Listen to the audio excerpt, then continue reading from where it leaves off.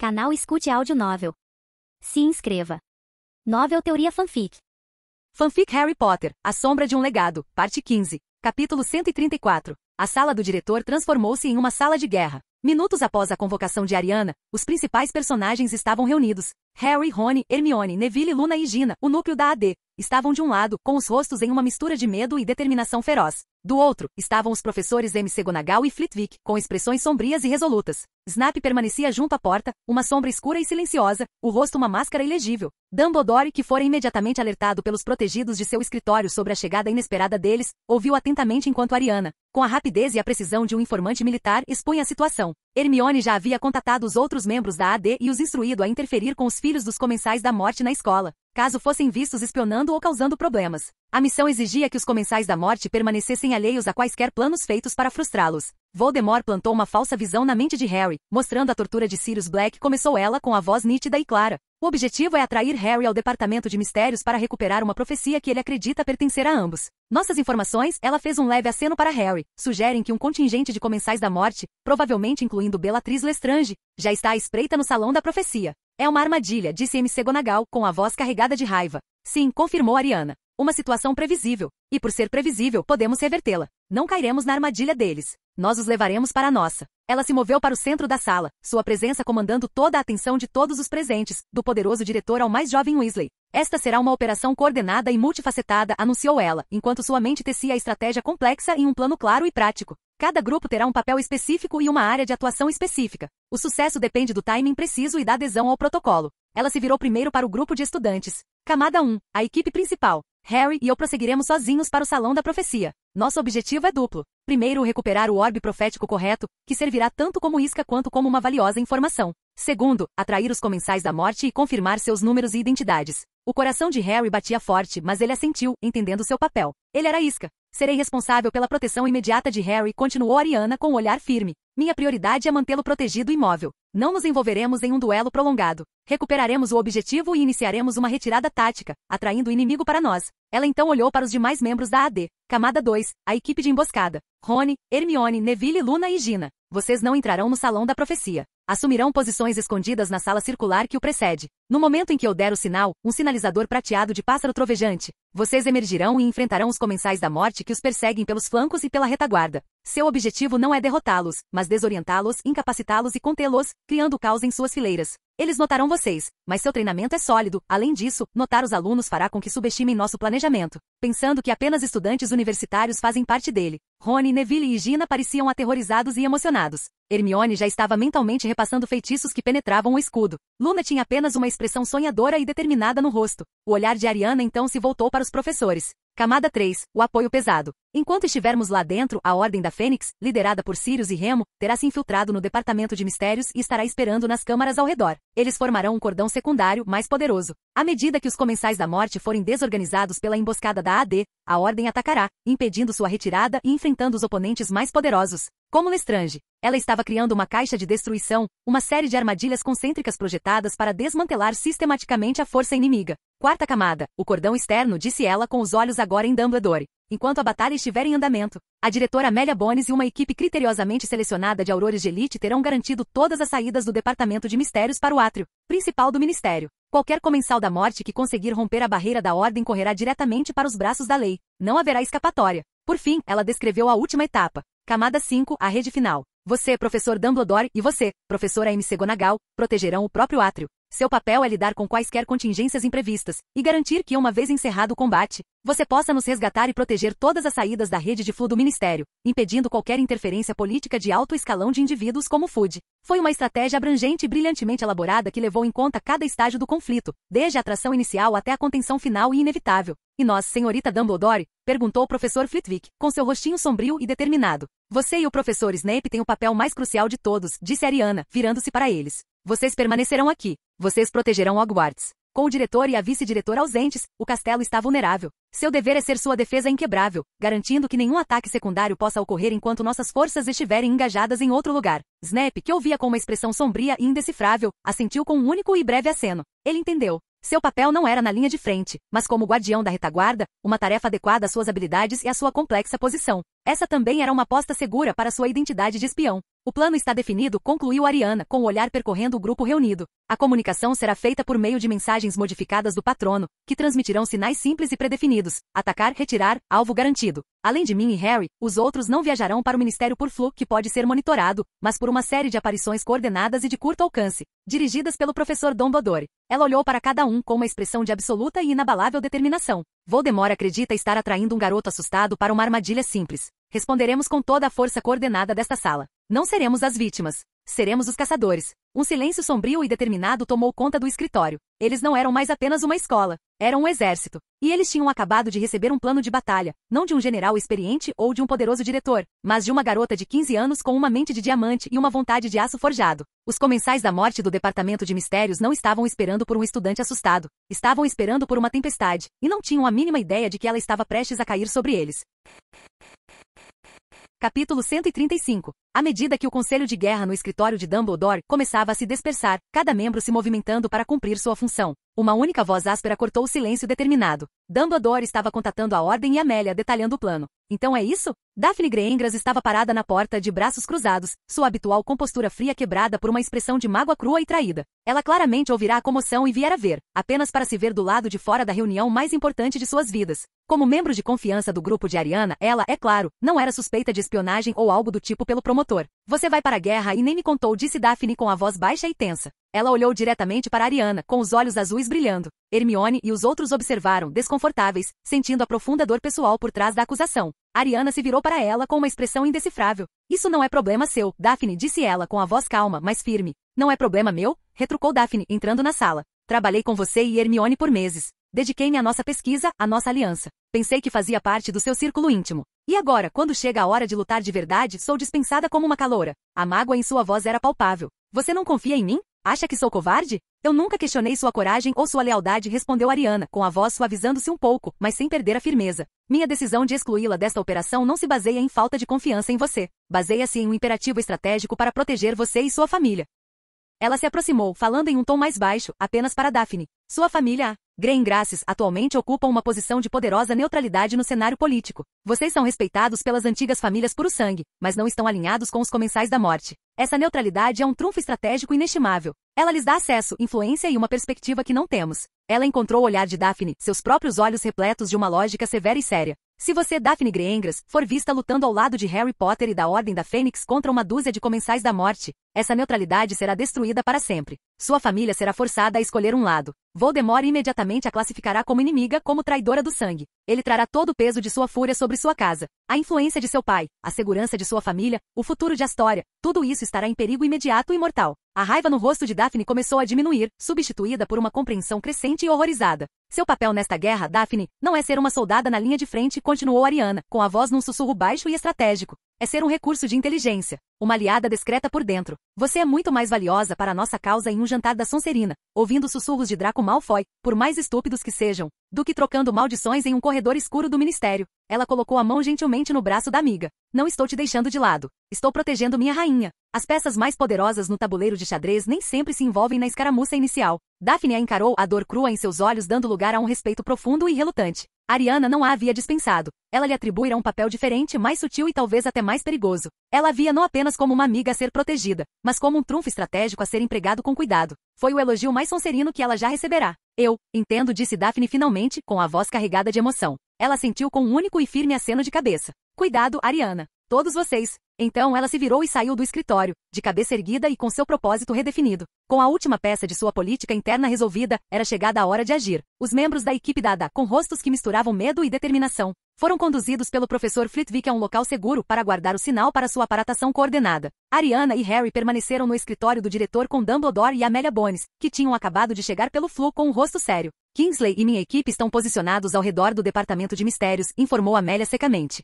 Sirius e a Ordem estão se movendo para seus locais secundários. A rede está pronta. Excelente, disse Dumbledore. Ele olhou para Harry, sua expressão cheia de preocupação paterna. Harry, você tem suas instruções. Sua única função é recuperar a profecia e permitir que Ariana o proteja. Não, em nenhuma circunstância, entre em contato direto com o inimigo. Entendo, senhor, disse Harry, segurando a varinha com força. Dumbledore então se virou para Ariana, sua general de confiança. O resto está em suas mãos. Que sua lógica seja seu escudo. Ariana encontrou o olhar dele, depois olhou para Amélia Bones. Ela sentiu com um aceno único e confiante, um reconhecimento silencioso da confiança que haviam depositado nela. Ela caminhou até a lareira magnífica, com Harry ao seu lado. Pegou uma pitada de pó de flu, com movimentos calmos e deliberados. Pronto, Harry? Ela perguntou baixinho. Ele respirou fundo. Pronto. Destino. Ministério da Magia, átrio, gritou Ariana, com a voz clara e forte. Ela jogou o pó nas chamas, que rugiram, adquirindo um verde esmeralda brilhante. Sem olhar para trás, ela entrou no coração do fogo, desaparecendo na rede mágica, a caminho de armar uma armadilha que um Lorde das Trevas jamais imaginaria.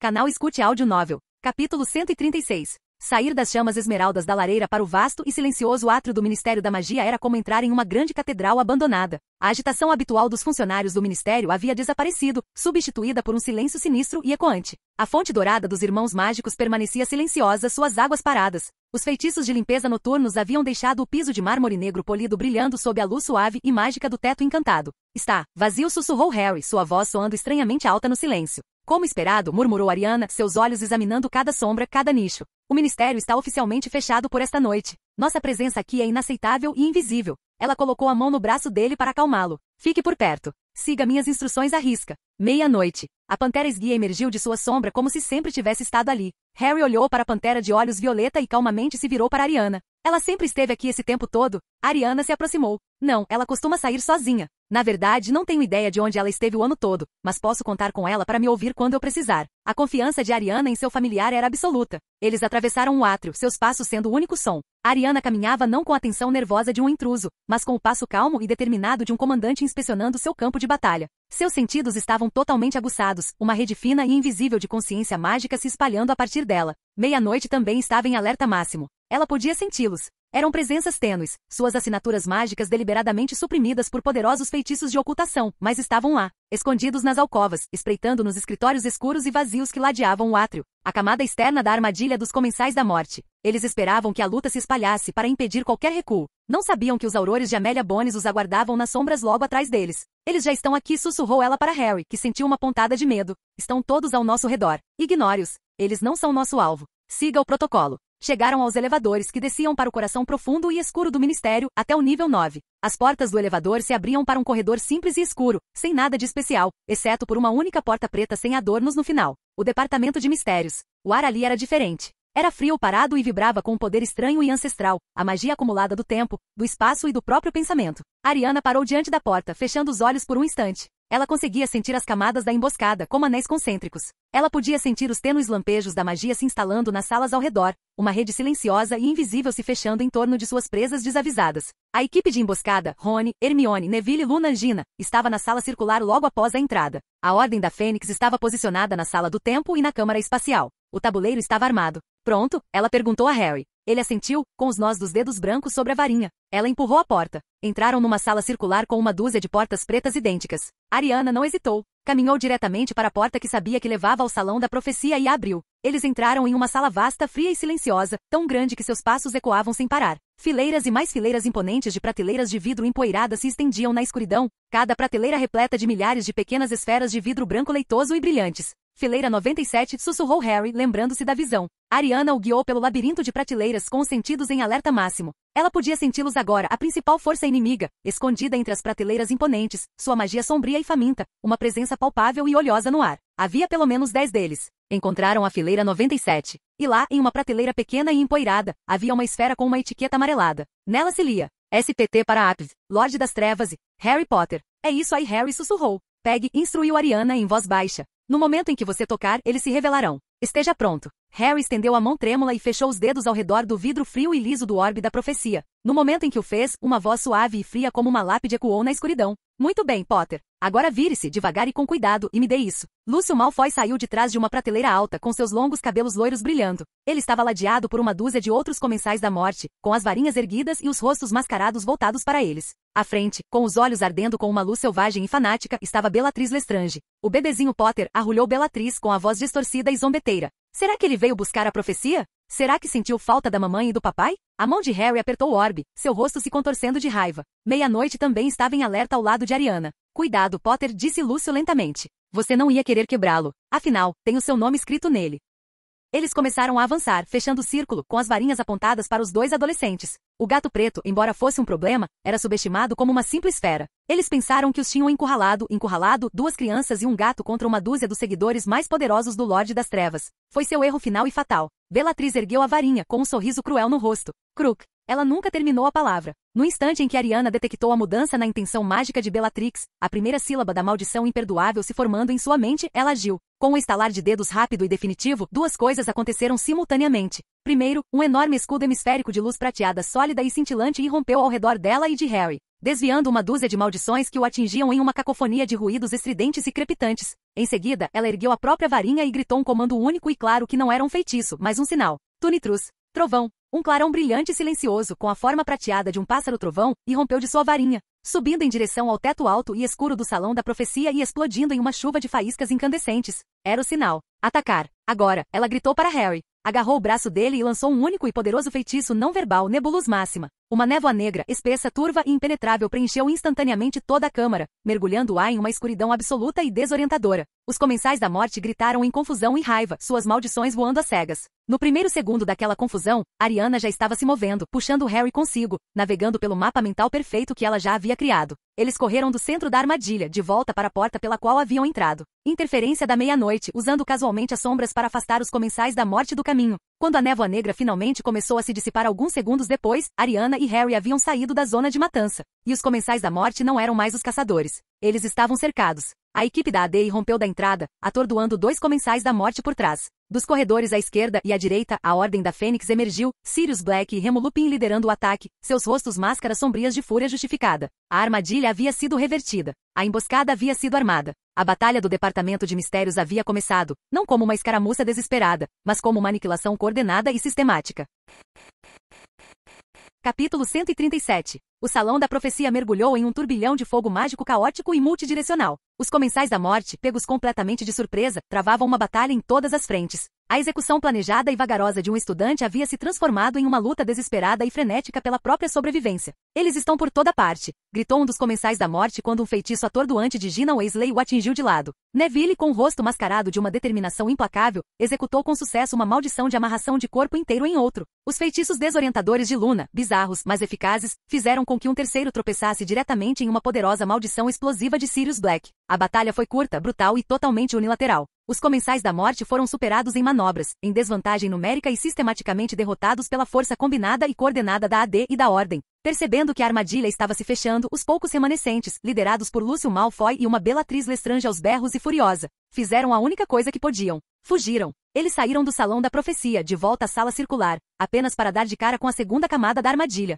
Kingsley Shacklebolt e os outros aurores aguardavam. Mais comensais da morte caíram, amarrados e atordoados. A luta se estendeu, uma batalha contínua pelas estranhas câmaras oníricas do Departamento de Mistérios. Um comensal da morte foi nocauteado por uma chuva de ampulhetas voadoras na Sala do Tempo. Outro ficou balbuciando incoerentemente depois que sua cabeça caiu no tanque de cérebros. Finalmente, os dois últimos fugitivos, Lúcio e Bellatrix, irromperam pela última porta e entraram no vasto e escuro átrio do Ministério. Eles pensaram que estavam em segurança, com a rede de Flu a poucos metros de distância. Em vez disso, encontraram a última linha de defesa à sua espera. Dumbledore e McGonagall estavam perto da fonte dos Irmãos Mágicos, com as varinhas erguidas e os rostos sérios e resolutos. E atrás deles, uma multidão de funcionários do Ministério, incluindo um pálido e aterrorizado Cornélio Fudge, observava horrorizados. Eles haviam sido convocados por Amélia Bones, que agora saía de trás de uma coluna, com a própria varinha acesa. Acabou, Lucius, disse Amélia com a voz como o estalo de um chicote. Ela imediatamente enfrentou Malfoy, com seus feitiços poderosos e precisos, subjugando sua defesa em pânico em instantes. Ao mesmo tempo, Ariana e Harry saíram do elevador, chegando bem a tempo de ver o confronto final. Bellatrix Lestrange, com os olhos arregalados de fúria acuada, soltou uma risada alta e enlouquecida. Ela viu Harry, o inimigo de seu mestre, e ergueu a varinha. "Eu vou te matar, Potter", gritou ela. "Ele não é seu oponente esta noite." A voz de Ariana era fria como o vazio entre as estrelas. Ela empurrou Harry com força em sua direção. Dumbledore, empurrando-o para fora da linha de fogo. "Professor, proteja Harry", ordenou ela. Então ela avançou em direção a Bellatrix, segurando sua varinha das varinhas frouxamente mas com determinação. Pela primeira vez, sua serena compostura desapareceu, substituída por uma intensidade focada e predatória. Não se tratava de um duelo de lógica, tratava-se de um extermínio. Era a mulher que torturara os Longbottoms que tentará matar seus amigos. Meia-noite permaneceu ao lado de Harry. "Você", sibilou Bellatrix com o olhar fixo em Ariana. "O pequeno Dumbledore de quem ouvi falar. Vou adorar te domar." O duelo que se seguiu não foi um duelo, foi uma tempestade. Foi um choque de dois tipos imensos e fundamentalmente diferentes de poder. Bellatrix lutou com uma fúria caótica e sádica, suas maldições selvagens e irregulares, projetadas para infligir o máximo de dor. Ela enviou torrentes de fogo roxo e verde, conjurou chicotes de pura energia negra, riu enquanto seus feitiços estilhaçavam o chão de mármore ao redor de Ariana. Ariana, no entanto, era uma força de pura eficiência focada. Ela não desperdiçava um único movimento. Seus feitiços de escudo eram impecáveis, surgindo um instante antes que uma maldição pudesse atingir. Seus contrafeitiços não eram apenas defensivos, eram táticos. Ela não bloqueou o fogo de Bellatrix. Ela transfigurou o chão de mármore estilhaçado em uma onda de areia, sufocando as chamas. Ela não se esquivou dos chicotes de energia. Ela os aprisionou com um feitiço de imobilização silencioso, virando a própria arma de Bellatrix contra ela. Era uma batalha de loucura contra a matemática, de ódio caótico contra a força fria e lógica. E a lógica estava vencendo. Ariana viu sua oportunidade. Bellatrix, em sua fúria, se excedeu com uma maldição poderosa. Por uma fração de segundo, ela perdeu o equilíbrio. Era tudo que Ariana precisava. Ela lançou 3 feitiços distintos, em uma única e simultânea trama silenciosa. Um feitiço de desarmamento para arrancar a varinha da mão de Bellatrix. Um poderoso feitiço de concussão direcionado ao seu peito para derrubá-la. E um feitiço encarceroso de corpo inteiro para prendê-la antes mesmo que ela atingisse o chão. Os 3 feitiços se uniram como um só. A varinha de Bellatrix voou de sua mão. A força invisível do feitiço a atingiu, erguendo-a do chão. E as cordas mágicas se enrolaram em torno dela no ar, envolvendo-a em um casulo inescapável. Ela caiu no chão com um baque final e pesado, completamente derrotada, amarrada e consciente o suficiente para sentir o peso total e ardente de sua humilhação. Ariana estava de pé sobre ela, respirando um pouco ofegante, com a varinha ainda apontada. Ela havia vencido. E foi naquele momento de vitória que uma nova presença fria preencheu o átrio. Uma presença tão poderosa, tão maligna, que parecia sugar todo o calor e a esperança do mundo. Das sombras de uma lareira vazia, emergia uma figura alta e esquelética, com um rosto branco como giz, semelhante ao de uma cobra, e olhos vermelhos e ardentes. Ele não era mais a criatura patética e infantil do cemitério. Estava inteiro. Era aterrorizante. Lord Voldemort havia chegado. Ele examinou a cena, seu tenente mais leal derrotado e amarrado aos pés de uma colegial, Lucius Malfoy, atordoado e sendo preso por Aurores, e Dumbledore, de pé com Harry Potter atrás dele. Capítulo 138. Lord Voldemort deslizou até o centro do átrio, seus olhos vermelhos observando a cena da derrota total de seus seguidores com uma calma arrepiante e reptiliana. O ar ficou pesado, denso com uma aura palpável de poder antigo e malévolo. Os oficiais do ministério, incluindo Fudge, estavam congelados em um estado de puro e abjeto terror. Ele ignorou os comensais da morte capturados. Ignorou os Aurores. Ignorou Harry. Seu olhar ardente e vermelho pousou diretamente na única pessoa que ainda estava de pé, com a varinha erguida sobre sua tenente derrotada. Ele olhou para Ariana. Um sorriso lento e sem lábios se estendeu por seu rosto serpentino. Não era um sorriso de alegria, mas de apreciação fria e reptiliana. Notável, sibilou Voldemort, sua voz aguda, clara e ecoando por todos os cantos do salão silencioso e aterrorizado. Verdadeiramente notável. Desmantelar meus melhores soldados com tanta eficiência. Tenho observado seu progresso este ano, pequeno Dumbledore. Seu nome é uma ironia curiosa, pelo que ouvi, mas seu poder é inegável. Ele deu um passo à frente, sua presença uma onda de pura intimidação. Mas Ariana não se abalou. Ela o encarou com seu olhar frio e analítico. Você tem a mente de um estrategista, continuou Voldemort, com a voz como deslizar de uma cobra sobre uma pedra fria. Você vê o mundo não como ele é, mas como uma série de problemas a serem resolvidos. Você não luta com emoções tolas e sentimentais como amor ou lealdade. Você é, à sua maneira, um mago mais puro do que Dumbledore. Ele estendeu a mão longa, pálida e aracnídea em sua direção. Isso é um desperdício do seu talento, sibilou, gesticulando para os funcionários do ministério e os membros da ordem que se encolheram de medo.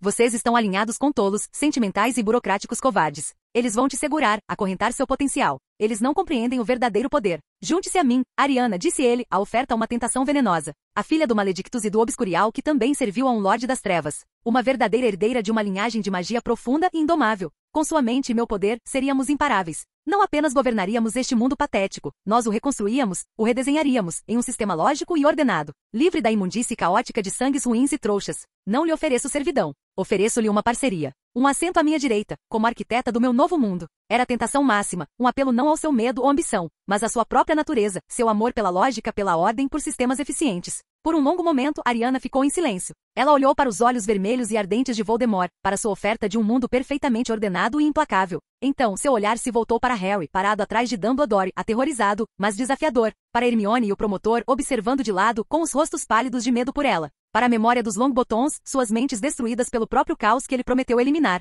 Um pequeno e frio sorriso tocou seus lábios. Sua oferta se baseia em uma premissa falha, Tom, disse ela com a voz clara e calma, usando o nome de batismo dele com uma intimidade deliberada e desdenhosa que o fez estremecer. Você presume que a ordem alcançada pela tirania é superior à ordem alcançada pelo consentimento. Você presume que eliminar variáveis, trouxas nascidos trouxas, é um caminho mais eficiente para o poder do que compreendê-las e integrá-las. Sua lógica é incompleta. Seu sistema é ineficiente. Não estou interessada em sua parceria. A boca sem lábios de Voldemort se contraiu em um rosnado furioso. Sua rejeição, tão calma, tão analítica, foi um insulto maior do que qualquer maldição. Que assim seja, tolo, ele sibilou. Mas antes que pudesse erguer a varinha, Dumbledore se moveu. É a mim que você quer, Tom, disse ele, dando um passo à frente, sua própria varinha agora acesa com um fogo branco e brilhante. Solte as crianças. O que se seguiu foi um duelo de titãs. O átrio se transformou em uma tempestade de magia inimaginável. Dumbledore era uma força da natureza, seus feitiços eram como grifos dourados e escudos brilhantes. Voldemort era um turbilhão de pura e sombria destruição, suas maldições da cor do veneno e da morte. A fonte dos irmãos mágicos foi arrancada de suas fundações, as estátuas douradas se animando para lutar em nome de Dumbledore. O chão rachou, o ar gritou com a força de suas vontades em conflito. Ariana não interveio. Não se tratava de uma batalha por sua contribuição, um confronto entre dois dos magos mais poderosos e experientes da história. Seu papel ali não era lutar, mas proteger. Ela manteve sua posição, uma guardiã silenciosa e vigilante, garantindo que a batalha não se espalhasse para seus amigos. Finalmente percebendo que não conseguiria vencer um duelo prolongado contra Dumbledore, especialmente com os aurores e a ordem se aproximando, Voldemort tomou sua decisão. Aparatou na fonte, criando uma onda massiva de magia negra como distração, e com o último olhar odioso, desaparatou com um estalo agudo, levando consigo a forma aprisionada de Bellatrix. Ele se foi. O silêncio desceu sobre o átrio destruído. E então, a primeira conexão de Flu foi ativada. Cornélio Fudge, que estava escondido atrás de uma pilastra, viu o rosto esquelético e branco de Voldemort pouco antes de ele desaparecer. A verdade, inegável e aterrorizante, finalmente rompera sua barreira de negação. Ele ficou ali tremendo com o rosto da cor de leite coalhado. Dumbledore, respirando pesadamente, virou-se para Ariana. A batalha estava vencida por enquanto. A ameaça fora revelada. A guerra havia oficialmente começado. Mas quando Ariana olhou para o local onde Voldemort havia desaparecido, ela ouviu suas últimas palavras de despedida, não ditas em voz alta, mas sibiladas diretamente em sua mente com o poder de um legilimente. Isso não muda nada, espertinha. A profecia será minha. E você se juntará a mim, quer você goste ou não. Ariana permaneceu firme, com uma expressão indecifrável. Ela o havia encarado, rejeitara a oferta, mas sabia que aquele era apenas o primeiro passo de um jogo novo, muito mais pessoal e muito mais perigoso. Voldemort agora a via não apenas como um obstáculo, mas como um prêmio a ser conquistado. E ela sabia com uma certeza fria e lógica que seu 5º ano em Hogwarts acabará de chegar a um fim definitivo e muito perigoso. Capítulo 139. O retorno a Hogwarts foi um acontecimento sombrio e surreal. O Ministério, em um estado de caos e pânico, finalmente reconheceu oficialmente o retorno de Lord Voldemort. O Profeta Diário, em uma reviravolta impressionante, agora aclamava Harry Potter como um herói que enxerga a verdade e alvo Dumbledore como líder inabalável da luz. Os alunos antes tão divididos, agora estavam unidos por um medo compartilhado e palpável. A festa de fim de ano não foi uma celebração, mas uma assembleia solene. Dumbledore fez um discurso grave, reconhecendo discretamente os tempos sombrios que o aguardavam. As bandeiras das casas pareciam menos vibrantes, o teto encantado menos brilhante. A guerra havia começado. Na última manhã, antes da partida do Expresso de Hogwarts, Ariana foi chamada à sala do diretor. Ela chegou e encontrou não apenas Dumbledore, mas também Sirius e Remo. Seus rostos estavam sombrios, a realidade da guerra renovada se abatendo sobre eles. Ariana começou Dumbledore, com a voz cansada, mas resoluta. O ministério está em desordem. Fudge está prestes a ser expulso. Amélia Bones está fazendo o possível para reunir os aurores, mas as antigas facções puro-sangue já estão semeando a discórdia. O conselho está um caos. O caos é um estado de oportunidade máxima, respondeu Ariana calmamente, sentando-se. É o momento ideal para aproveitarmos a nossa vantagem. Sirius olhou para ela com um brilho feroz e ansioso nos olhos. Qual é o plano então? Vamos lutar até eles? Sim, confirmou Ariana. Mas não com varinhas, ainda não. Vamos nos envolver em uma guerra política e econômica. É hora de executar o protocolo Malfoy. Os dois marotos olharam para ela e depois para Dumbledore, que assentiu. Enquanto Voldemort estiver distraído, tentando consolidar seu poder e entender como seu plano no ministério falhou tão espetacularmente, explicou ela, você, Sirius, como Lord Black, promulgará formalmente a revogação dos contratos de casamento de Narcissa Malfoy e Bellatrix Lestrange. Você registrará a queixa no escritório de ligação dos Goblins e em Gringotts simultaneamente. Sua voz era fria e precisa. Você retomará legalmente a mansão Malfoy. Não lhes dará tempo para se moverem. No momento em que a magia das antigas leis fizer efeito, os protegidos da mansão o reconhecerão como seu verdadeiro mestre. Voldemort e todo seu círculo íntimo serão, para todos os efeitos, despejados sem aviso prévio. Ficarão desabrigados, sua sede principal e todos os artefatos sombrios nela contidos subitamente perdidos. Sirius soltou uma gargalhada triunfante. Jogar Voldemort na orelha dele. Adorei. É a melhor parte do plano. A segunda parte é o golpe financeiro, continuou Ariana. Vocês confiscarão o conteúdo do cofre da família Malfoy como pagamento pelo dote de Narcissa. Levarão Lucius Malfoy à falência, prejudicando sua capacidade de subornar e influenciar funcionários do ministério. Ele será reduzido a nada. E o cofre dos Lestrange? Remus perguntou baixinho. O cofre dos Lestrange, disse Ariana, com o olhar se intensificando, também será apreendido. E seu conteúdo, Sirius já concordou, será entregue a mim para análise e contenção. Tenho motivos para acreditar que Bellatrix foi encarregada de outra Horcrux de Voldemort, a taça da Lufa-Lufa. Ela precisa ser protegida. O plano era audacioso, implacável e brilhante. Foi um golpe devastador, desferido não com uma maldição, mas com uma pena e um documento legal. Será feito, jurou Sirius, com os olhos brilhando com a travessura de um saqueador. Há mais uma questão, professor, disse Ariana, virando-se para Dumbledore. Meu próprio progresso acadêmico. Dumbledore ergueu uma sobrancelha. Sério? O currículo padrão de 7 anos de Hogwarts é estruturado para distribuir conhecimento em um ritmo adequado ao aluno médio, afirmou ela. Meus requisitos não são mais comuns. A guerra começou. Não posso me dar ao luxo de passar mais 2 anos estudando teoria introdutória de transfiguração quando poderia estar dominando os princípios avançados da criação de feitiços. Meu tempo é nosso recurso mais valioso e atualmente está sendo usado de forma ineficiente. Ela o encarou com uma intenção clara e absoluta. Quero fazer meus níveis incrivelmente exaustivos de magia no final do próximo verão. O silêncio na sala era profundo. Até Sirius ficou atônito. Fazer os níveis incrivelmente exaustivos de magia, os exames mais extenuantes e avançados do mundo bruxo, 2 anos antes era algo inédito. Era um ato de ambição acadêmica tão extrema que beirava a insanidade. Ariana, isso é sem precedentes, Dumbledore finalmente disse, sua mente girando diante da audácia do pedido. As circunstâncias são sem precedentes, ela rebateu. Eu já dominei todo o currículo de Hogwarts por meio dos meus próprios estudos. Os exames formais são apenas uma necessidade burocrática para me garantir o status legal de bruxa adulta qualificada. Um status que exigirei para operar livremente no conflito que se aproxima, sem as restrições de decretos de magia para menores de idade. Ela olhou para ele, com uma expressão inabalável. Preciso que você apele para o Reino Bruxo. A autoridade de exames em meu nome. Enquadre-o como um caso especial, um reconhecimento das minhas contribuições para a ciência mágica e a segurança nacional. Se recusarem, falarei pessoalmente com Amélia Bones e o ministro Fudge. Fudge, em seu atual estado politicamente vulnerável, não ousará recusar um pedido público da garota que acabou de salvar sua carreira da ruína imediata. Ele concederá a exceção para parecer forte e solidário. Ela havia se preparado para cada contingência, cada discussão. Ela havia traçado um caminho que levava a uma única conclusão lógica, seu próprio empoderamento. Dumbledore olhou para a jovem à sua frente. Ela não estava pedindo permissão. Ela o estava informando de suas intenções. Ele via o futuro não como uma profecia nebulosa, mas como uma campanha clara e calculada orquestrada pela mente brilhante e lógica da garota sentada à sua frente. Ela não era mais apenas sua arma secreta, era sua cocomandante. Ele soltou um suspiro longo e lento, com um sorriso de profundo orgulho e um pouco de terror no rosto. Muito bem, Ariana, disse ele. Vou redigir a carta para a WEA esta tarde. Imagino que seu verão será muito, muito movimentado. Ariana sentiu com uma satisfação silenciosa nos olhos. A ofensiva de verão estava planejada. A guerra estava em curso e ela estava pronta. Ela terminaria seus estudos, consolidaria seu poder e se prepararia para a próxima fase do conflito. Capítulo 140. O verão após seu 5º ano foi, para Ariana, um período de produtividade intensa e profundamente gratificante. Enquanto o resto do mundo bruxo se debatia com o retorno público de Lord Voldemort, ela se refugiou em uma fortaleza que ela mesma construiu. Seu apartamento em Londres não era mais apenas uma residência. Tornou-se o fulcro secreto do esforço de guerra. A pedido dela, o próprio Dumbledore lançou o feitiço Fidelio sobre ele, tornando-o o único guardião do segredo. O apartamento desapareceu do mundo, acessível apenas àqueles que Dumbledore escolhesse informar, criando o local seguro definitivo para seu trabalho. Seus dias eram uma sinfonia meticulosamente programada de ação e informação. Ela passava as manhãs estudando profundamente, preparando-se para os níveis incrivelmente exaustivos de magia. A autoridade de exames bruxos, sob pressão de um ministério desesperado para obter favores de seu novo herói, havia-lhe concedido a dispensa especial. Ela prestaria todos os 12 níveis incrivelmente exaustivos de magia no final do verão, um feito que ninguém jamais tentará, muito menos realizará. Para ela, era apenas uma última papelada, a certificação oficial de conhecimento que ela havia superado há muito tempo. Suas tardes eram dedicadas aos seus projetos.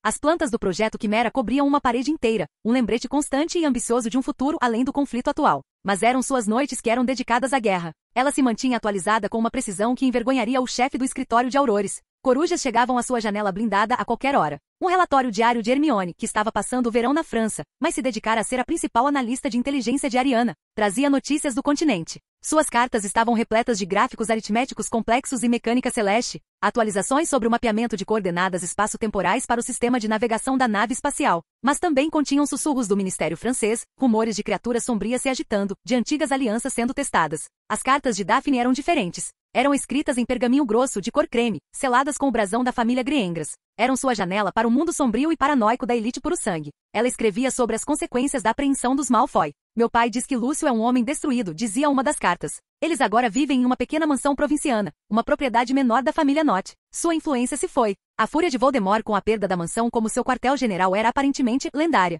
Ele vê isso não apenas como uma perda tática, mas como uma humilhação pessoal. Ele está operando a partir de uma série de locais temporários e não revelados, o que deixa seus seguidores nervosos. Eles anseiam pela estabilidade e pelo status que a mansão proporcionava. As notícias de Sirius eram sempre as mais triunfantes. Ele havia executado o protocolo Malfoy com a alegria de um saqueador. Certa manhã, uma coruja de Gringotts com aparência oficial chegou para buscar Ariana. Dentro, havia uma escritura pesada e formal, escrita em intrincada caligrafia Goblin. Ela confirmava que todo o conteúdo do cofre Lestrange, número 711, havia sido legalmente transferido para um novo cofre anônimo e de alta segurança, sob o nome AD. A carta de Sirius, junto com a carta, era muito mais informal. Está feito, Ari, escreveu ele. Limpou tudo. Lúcio está uivando. Bellatrix provavelmente tentaria derrubar Gringotts com as próprias mãos, mas não que ela fosse capaz. A taça deve estar segura no seu novo cofre. Monstro também poliu toda a prata da casa e parece achar que você é a reencarnação de Valburga, só que com mais educação. É assustador. A Ariana sorriu, arquivando a escritura. Mais uma Horcrux garantida. A coleção estava crescendo. Foram as cartas de Harry que trouxeram a nova variável mais intrigante.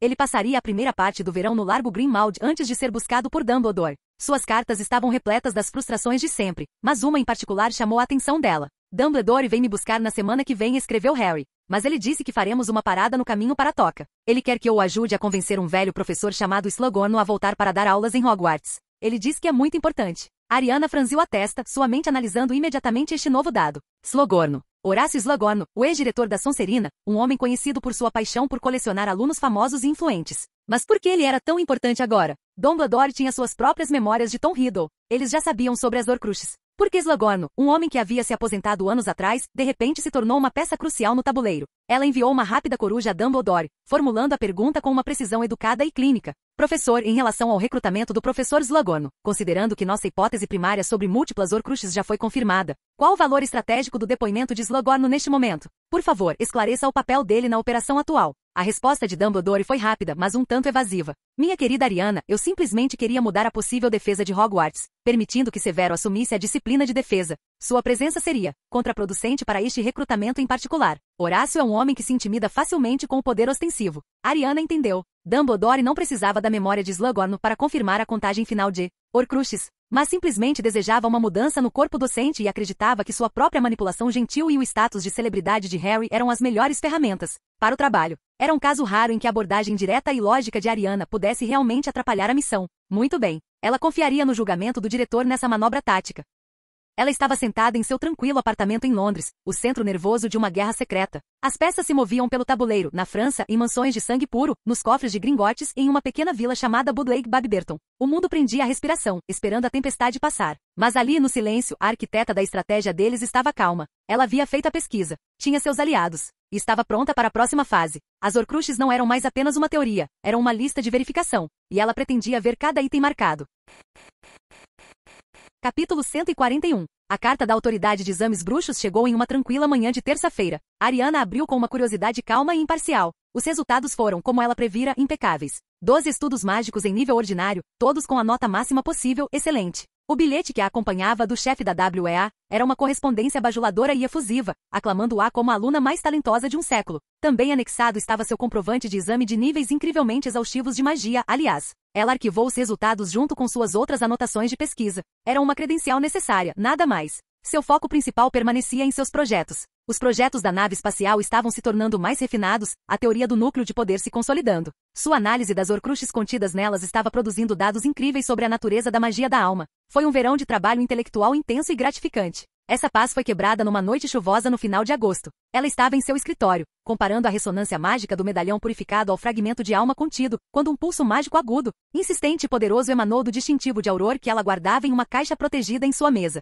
Não era o simples sinal de socorro. Era um grito cru e desesperado de energia mágica, a assinatura de um protocolo de emergência de alto nível sendo ativado. Amélia Bones estava em perigo mortal. Ariana não hesitou. Sua mente em um instante mudou de acadêmica para soldado. Ela enfiou suas anotações de pesquisa em uma gaveta com tranca mágica, prendeu o coldre da varinha no antebraço e pegou o distintivo. Localização, ela ordenou com a voz ríspida. O distintivo esquentou, e um mapa holográfico cintilante surgiu no ar acima dele, um único ponto vermelho pulsante indicando uma grande mansão no interior da Inglaterra. A mansão Bones. Ela não perdeu tempo com o flu. Concentrou-se no local em sua mente no pulso desesperado da magia de Amélia, e com toda a força de sua vontade, aparatou. O som de sua chegada foi abafado pelo rugido do fogo mágico. Ela surgiu à beira de um gramado bem cuidado, agora chamuscado e cheio de crateras. A elegante mansão Ossos estava sob ataque total. As antigas proteções ao redor da casa tremulavam e gemiam, grandes rachaduras surgindo em sua cúpula protetora e cintilante. Pelo menos uma dúzia de comensais da morte, incluindo a figura imponente de Fenrir Greyback, martelavam os escudos com uma barragem implacável de maldições sombrias.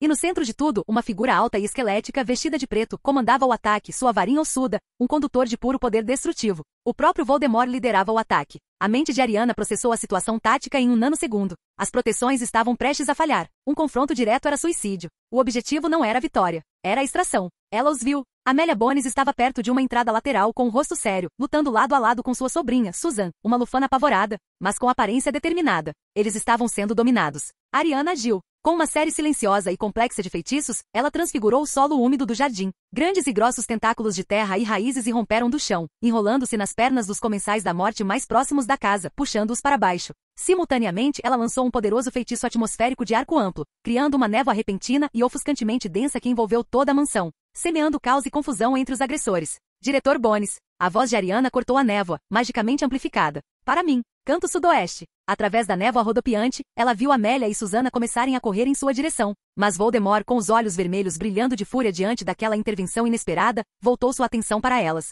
Ergueu a varinha. Ariana sabia que não conseguiria bloquear uma maldição direta dele, não enquanto preparava uma aparatação complexa. Então ela não tentou. Apontou a própria varinha para o chão, na frente de Amélia e Susan. Eruptiu. Uma sólida parede de pedra irrompeu do gramado com 3 metros de altura, interceptando o jato de luz verde que teria acabado com suas vidas. A maldição da morte atingiu a pedra, estilhaçando-a em 1 milhão de pedaços, mas os havia resgatado no instante em que precisavam. Ariana agarrou o braço de Amélia no momento em que Susan as alcançava. Segure firme, ordenou ela. Com um ato supremo de vontade, ela se concentrou no destino, o interior protegido de seu apartamento em Londres, e aparatou os 3 ao mesmo tempo. A sensação era como ser espremida por um buraco de fechadura, uma torção violenta e desorientadora que era o preço de uma aparatação paralela através de proteções ativas. Eles caíram amontoados no chão do escritório dela, e os sons da batalha foram substituídos pelo zumbido silencioso do trânsito de Londres. Amélia Bones, a formidável chefe do DMLE, estava pálida e trêmula, apoiando-se na sobrinha. Susan chorava com uma mistura de terror e alívio. Eles estavam nos esperando, Amélia ofegou com a voz rouca. Alguém no ministério vazou meus planos de viagem.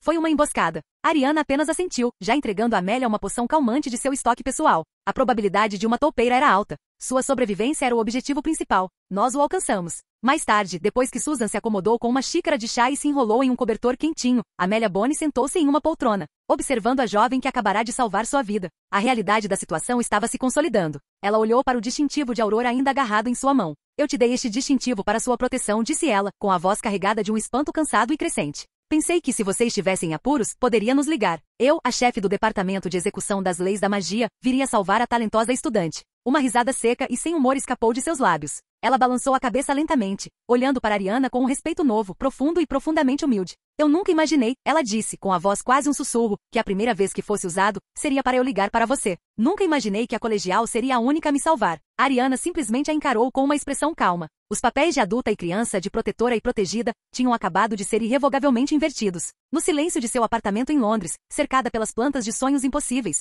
estava claro que a arma mais poderosa que o mundo bruxo tinha em seu arsenal não era um departamento do ministério ou uma sociedade secreta, mas a mente brilhante, lógica e terrivelmente competente da garota que acabará de declarar guerra ao Lorde das Trevas. Capítulo 142. A sobrevivência de Amélia Bones não foi apenas uma vitória pessoal, foi um terremoto estratégico que provocou ondas de choque por todo o mundo bruxo. O plano de Voldemort era simples e brutal, eliminar a figura mais competente e incorruptível à frente da aplicação da lei no ministério. Sem ela, o DMLE teria sido lançado no caos, sem liderança e vulnerável, permitindo que seus comensais da morte operassem com quase impunidade. Mas o plano falhou. Amélia Bones estava viva, e ela estava furiosa. Na manhã seguinte, ela deixou Susan aos cuidados de Ariana, uma profunda e silenciosa confiança trocada entre as duas mulheres. Mantenha-a segura, dissera Amélia com a voz dura como pedra. Tem um ministério para limpar. Ela retornou ao seu escritório não como política ou burocrata, mas como guerreira. A experiência de quase morte havia consumido seus últimos resquícios de paciência para as manobras políticas de Fudge. Ela era chefe do DMLE e estava indo para a guerra. Declarando estado de emergência mágica nacional, ela invocou poderes de guerra que suplantavam a autoridade de Fudge. Ela o ignorou completamente, embora ele não a tivesse confrontado. Seu primeiro ato foi ordenar uma varredura completa e intransigente em seu próprio departamento. Todos os aurores, todos os escriturários, todos os assistentes foram convocados e forçados a prestar o juramento de lealdade do cidadão honesto, como agora era chamado nos círculos mais próximos. Os 3 aurores que se recusaram foram presos na hora. O informante que havia vazado seus planos de viagem foi exposto e capturado em poucas horas. O expurgo foi rápido, implacável e brutalmente eficiente. Qualquer funcionário do ministério com simpatias conhecidas por comensais da morte ou conexões familiares viu suas carreiras subitamente e irrevogavelmente encerradas. Aqueles que se apoiavam na antiga influência de Malfoy se viram sob intensa investigação. Amélia Bones, com sua tenacidade lufana natural agora afiada ao fio da navalha, estava destruindo a infraestrutura corrupta do ministério como um texugo em madeira podre. O mundo bruxo, pela primeira vez em um ano, viu seu governo finalmente de verdade revidar. Enquanto isso, no tranquilo santuário do apartamento de Ariana em Londres, um tipo diferente de educação acontecia. Susan Bones, uma garota conhecida por seu comportamento discreto e lealdade, Viu-se em um lugar privilegiado para assistir aos trabalhos de uma das mentes mais brilhantes da época. Ela observou com admiração enquanto Ariana se preparava para os níveis incrivelmente exaustivos de magia. Não era a avalanche frenética de última hora que Susan costumava ver em Hogwarts. Era um processo calmo, metódico e profundamente intimidador de pura síntese intelectual. Ariana não se limitava a revisar matérias, ela as desconstruía, encontrava as conexões entre elas e formulava novas teorias que iam muito além do escopo do currículo. Ela passava uma manhã dominando o complexo trabalho de feitiços avançados e, em seguida, passava a tarde escrevendo um tratado impecável sobre as propriedades alquímicas dos mesmos feitiços. Susan, ainda abalada pelo ataque à sua casa, encontrou um estranho conforto na lógica inabalável de Ariana. Certa noite, ela confessou seus próprios sentimentos de impotência. Eles eram tão poderosos, sussurrou com a voz trêmula ao se lembrar dos comensais da morte. Eu simplesmente congelei. Não sei como lutar contra pessoas assim. Ariana ergueu os olhos de um gráfico complexo de transfiguração transespécies. O medo é uma resposta lógica a uma ameaça mortal, disse ela calmamente. Congelar é ineficiente. A chave não é eliminar o medo, mas canalizá-lo para um protocolo pré-determinado e praticado. E assim, paralelamente à sua preparação para os níveis incrivelmente exaustivos de magia, Ariana começou a dar aulas particulares para Susan. Não era como as aulas de defesa de Harry. Era um curso individual altamente concentrado em defesa prática e lógica. Seu escudo é adequado para desviar as arações menores, disse Ariana durante uma sessão de prática no escritório magicamente expandido. Mas contra uma maldição com força concussiva, ele se estilhaçará. Você precisa aprender a direcioná-lo, a desviar em vez de bloquear. É uma questão de física, não apenas de poder. Ela ensinou Susan a analisar a postura de um oponente, a prever seu próximo feitiço e a usar o ambiente a seu favor. Ela não estava apenas ensinando feitiços, estava ensinando-a a pensar como uma lutadora, uma estrategista. Para Susan Bones, que sempre fora uma aluna boa e constante, foi uma revelação. Ela estava recebendo um nível de treinamento de combate personalizado que causaria inveja a um auror veterano. Os dias passavam nesse ritmo estranho e produtivo. À noite, Hermione e Daphne se juntavam a elas, trazendo suas próprias atualizações de pesquisa sobre o projeto da nave espacial. Suas conversas eram uma mistura estonteante de teoria mágica, física avançada e política de puro sangue, que deixava Susan completamente encantada. Meia-noite preguiçosamente em um canto da sala, observando calmamente. Finalmente chegou a semana dos níveis incrivelmente exaustivos de magia da Ariana. Sirius, com um ar orgulhoso e paternal, veio buscar Susan e levá-la ao Largo Grimmauld para passar o tempo. Manda ver eles, Ari, disse ele com um sorriso. Ariana entrou sozinha na sala de exames do ministério. Os fiscais, bruxos idosos e de aparência severa da autoridade de exames de magia, a encaravam com ceticismo. Uma garota de 16 anos tentando todos os 12 níveis incrivelmente exaustivos de magia? Era algo inédito, não importava quem fosse. 7 dias depois, ela saiu, deixando para trás uma sala cheia de examinadores atônitos e sem palavras. Ela não havia apenas sido aprovada. Ela havia redefinido o próprio conceito de maestria. Com sua educação formal oficialmente e de forma espetacular concluída, ela retornou ao seu apartamento. Seus resultados chegariam em algumas semanas, mas eram uma conclusão inevitável. Agora, ela poderia dedicar toda a sua atenção aos seus verdadeiros projetos. A guerra estava esquentando. As Horcruxes aguardavam. E a lua, silenciosa e distante, acenava. O período de silêncio havia terminado. O verdadeiro trabalho estava prestes a começar. Capítulo 143. Com seus níveis incrivelmente exaustivos de magia concluídos e seu status de bruxa totalmente qualificada legalmente consolidado, Ariana não perdeu tempo. O ministério, sob a nova e feroz liderança de Amélia Bones, estava se purificando ativamente. A Ordem da Fênix estava se reagrupando, preparando-se para uma guerra longa e sombria. Mas Ariana sabia que o conflito convencional era ineficiente. Era hora de introduzir uma nova variável disruptiva na equação. Era hora de ir para Gringotts. Ela chegou ao grande salão de mármore do Banco Bruxo, não como uma estudante, mas como uma potência reconhecida. Dispensou os caixas tradicionais e solicitou uma reunião privada com seu gerente de contas, um goblin ancião e sombrio chamado Gornuk, que agora tratava com uma deferência que beirava o medo. Eles se encontraram em uma câmara privada e protegida nas profundezas do banco. Desejo acessar meu cofre, Ariana declarou simplesmente. Número 711. Os olhos de Gornuk se arregalaram ligeiramente. O cofre 711 era o cofre de alta segurança recém-adquirido e apreendido por Lestrange, um local de imensa riqueza e lendas sombrias. Ele a conduziu pelos sinuosos trilhos de carroças, o ar ficando mais frio e envelhecido à medida que desciam. A porta do cofre era uma coisa monstruosa de ferro negro, selada com encantamentos que faziam o ar crepitar. Gornuk pressionou seu dedo longo e nodoso contra a porta e com uma série de estalos profundos e ásperos, ela se abriu. A riqueza acumulada pela família Lestrange era impressionante. Montanhas de galeões de ouro, pilhas de joias inestimáveis e pilhas de lingotes de prata brilhavam na penumbra. Mas os olhos de Ariana não estavam no ouro. Estavam nos outros itens, espalhados descuidadamente entre o tesouro. Seu primeiro alvo estava em uma prateleira alta. Uma pequena taça dourada com 2 alças finamente trabalhadas e um texugo gravado. A taça da Lufa-Lufa. Irradiava a mesma aura fria e nauseante do medalhão e do diário. Outra Horcrux. Ela a moveu cuidadosamente e a colocou em uma bolsa de contenção magicamente inerte, revestida de chumbo que havia preparado. Seu segundo alvo estava encostado em uma pilha de crânios. uma magnífica espada de prata com um cabo incrustado de rubis. A espada de Gryffindor, ou, como ela sabia por suas pesquisas, uma falsificação primorosa. A espada verdadeira estava segura com Dumbledore, pronta para se apresentar a qualquer grifinório digno dela. Era o bem mais precioso e, em última análise, falso de Bellatrix. Continuava sendo um artefato inestimável e um símbolo poderoso. Ela também a protegeu. Então ela começou o trabalho de verdade. Por mais de 1 hora, ela selecionou meticulosamente o conteúdo do cofre. Ela não estava interessada no ouro. Ela estava interessada no conhecimento. Ela colecionou grimórios antigos e sombrios sobre magia da alma, tomos sobre maldições perdidas para o mundo há séculos e artefatos cujo poder malévolo era uma fonte valiosa de dados de pesquisa. Não eram ferramentas para serem usadas, mas perigos a serem estudados e compreendidos. Quando ela terminou, o cofre ainda estava transbordando com uma fortuna em ouro e joias, mas seus verdadeiros tesouros, seus segredos mais obscuros, estavam agora em sua posse. Ela retornou à superfície com Gornuk com uma expressão calma e profissional. O conteúdo do cofre é satisfatório, disse ela. Agora desejo tratar de um novo assunto. Os olhos aguçados de Gornuk brilharam de interesse. Gringotts está sempre aberto para negócios, senhora Dumbledore. Desejo oferecer uma recompensa, declarou Ariana, com a voz tão fria e dura quanto o mármore ao redor delas. Uma recompensa? Ele perguntou asperamente. Por quem? Sobre o indivíduo conhecido como Tom Servolo Riddle, disse ela, usando o nome com precisão deliberada. Também conhecido como Lord Voldemort. Gornuk congelou, sua compostura finalmente se rompendo.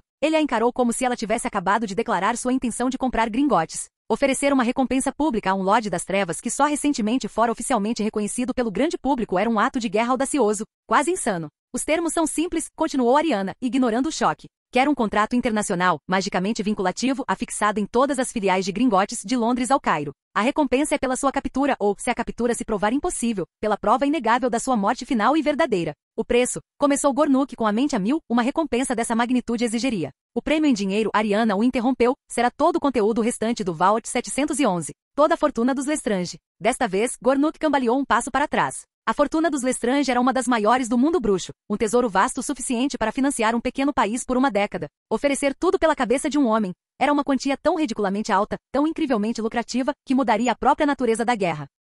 Todos os quebradores de maldições, mercenários e caçadores de bruxos das trevas gananciosos, amorais e poderosos, daqui até os cantos mais distantes do mundo, se juntarão à caçada, explicou Ariana com sua lógica fria e brutal. Eles não serão motivados por lealdade ou moral. Serão motivados por ouro. Os seguidores de Voldemort lutam por ele por medo e por acreditarem em seu poder. Agora teremos um exército que luta contra ele por pura e simples ganância. É um motivador muito poderoso. Ela não estava apenas iniciando uma caçada humana, ela estava privatizando a guerra, liberando toda a força moral do submundo mágico contra sua maior ameaça. Ela estava transformando Voldemort de uma figura aterrorizante em um cofre ambulante de Gringotts. Além disso, acrescentou ela, a recompensa não é anônima. Quero que ela seja emitida por um novo fundo, uma fundação. Ela se chamará Fundo Memorial Regulus Black para a erradicação dos Lordes Sombrios.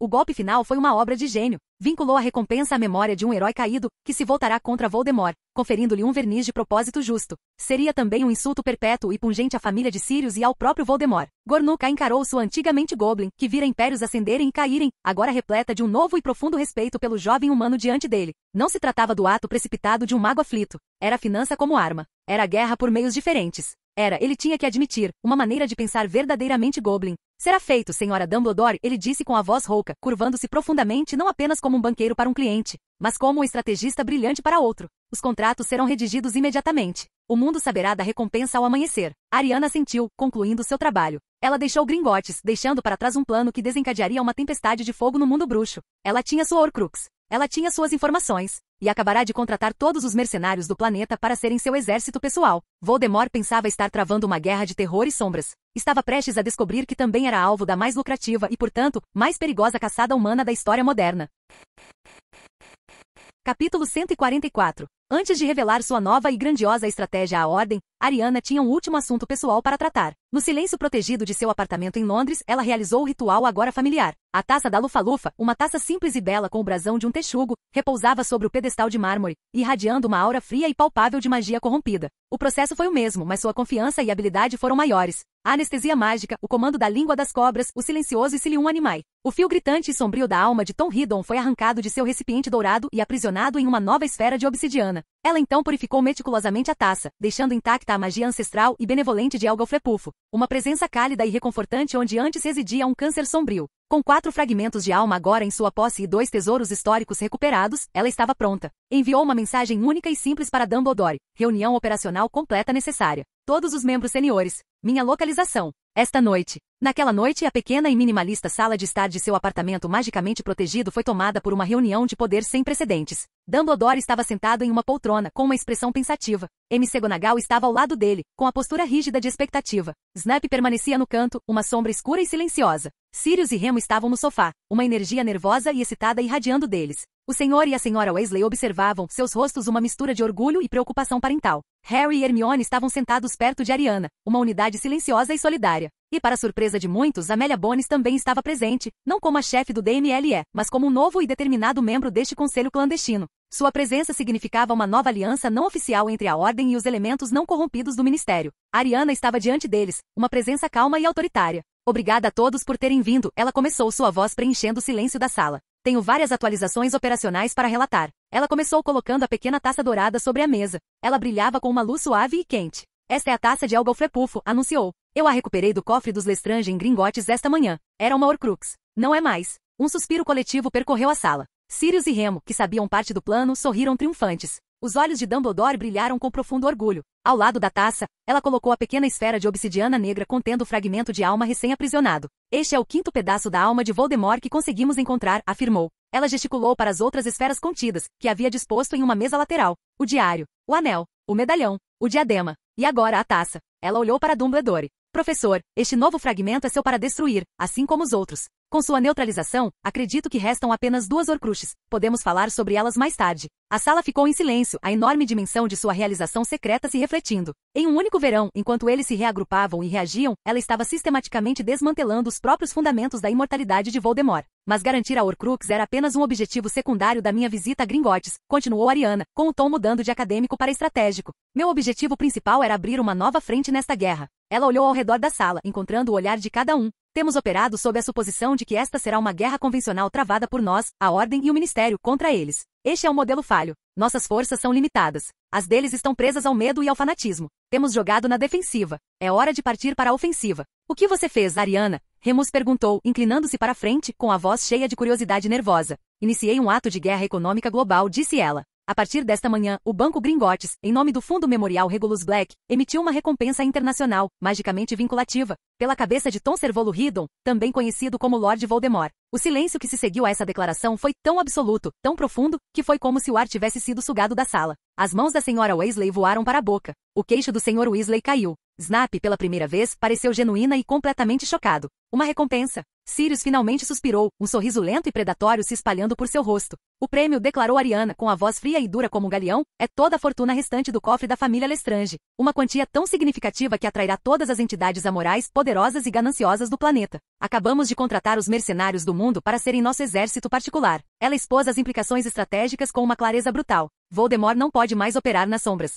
Cada movimento que ele faz, cada reunião secreta que ele mantém, agora é um pagamento em potencial para alguém. Seus próprios seguidores, aqueles motivados pelo poder e não apenas pelo fanatismo, agora terão que pesar sua lealdade contra uma fortuna além de seus sonhos mais ousados. Sua confiança em seu próprio círculo íntimo será abalada. Ele será forçado a olhar por cima do ombro não apenas para aurores e membros da Ordem, mas para qualquer um com uma varinha e um cofre vazio. Ela não apenas colocou um alvo nas costas de Voldemort, ela transformou o mundo inteiro dele em um campo de caça hostil. Ela transformou a ganância em uma arma. Amélia Bones a encarou, seu monóculo quase saltando para fora. Ela havia lutado contra bruxos das trevas a vida toda com leis e feitiços. Esta garota o estava combatendo com teoria econômica e guerra psicológica em escala global. Minha querida, disse Dumbledore, com a voz carregada de um espanto impressionante. Você mudou a própria natureza do conflito. Você transformou a maior força dele, sua rede de medo e segredo, em sua maior fraqueza. Ele é uma variável, disse Ariana simplesmente. E sua segurança operacional era uma vulnerabilidade. Eu simplesmente escolhi explorá-la. Ela estava diante deles, a arquiteta silenciosa de uma nova e terrivelmente eficaz guerra. Ela havia assegurado o passado ao purificar as Horcruxes e acabará de redefinir o futuro ao colocar um preço pela cabeça do Lorde das Trevas. A Ordem da Fênix se reunirá esperando ouvir um relatório. Em vez disso, eles haviam acabado de receber uma aula magistral sobre um novo tipo de guerra, uma guerra travada não apenas com coragem e magia, mas com uma lógica fria, dura e absolutamente implacável. Fim do vídeo. Para acesso antecipado à continuação dos vídeos, ou para incentivar o canal, vire membro. Muito obrigado.